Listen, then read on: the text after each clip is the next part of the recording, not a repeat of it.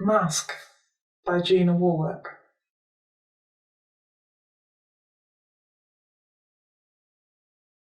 I wore that mask for many years.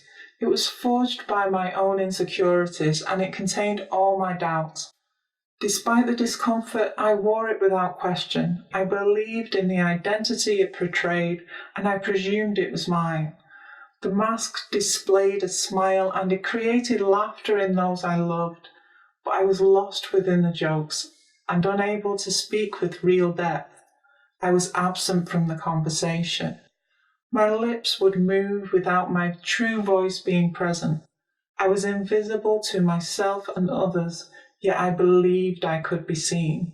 It took me a long time to realize that I was wearing a disguise. I began to fear that I didn't speak with depth because I had nothing of value to say, although I felt the weight of my own unspoken words. I didn't know how to express myself until I placed my pen to paper.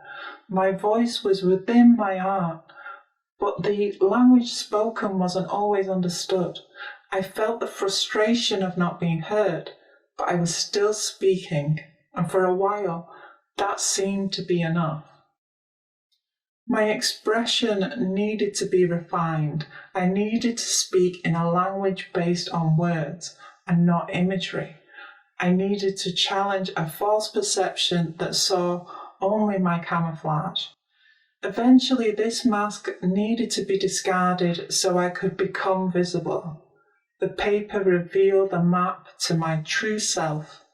I was present within my creations, and freedom of expression became a way of life. My face was open to the sunlight, and I was clearly visible, but people would kneel as though speaking to a child, and they would talk to the mask that had been rejected. My true face was misunderstood as another joke. Without my mask, my face was open to a higher level of sensation. I was exposed to the world, and I could feel the egg slowly travel across my face. I was trapped in a false perception, and I felt the sting of humiliation. People viewed the removal of pretense as the application of a false persona. They believed this mask contained my every truth, and they struggled to accept that I could be something more. People saw artifice where integrity was present. They saw a pretender and demanded that I cease. They couldn't see my heart vulnerable to their words, and I felt the pain of their criticism. With a mask as a shield, this sorrow could have been avoided. I was facing the consequences of many past mistakes. I'd nurtured a false perception as though it were the truth. I became trapped in the illusion. The escape was difficult, but eventually I found my way. I'm now present in my conversations, and I'm visible to those who hear my voice.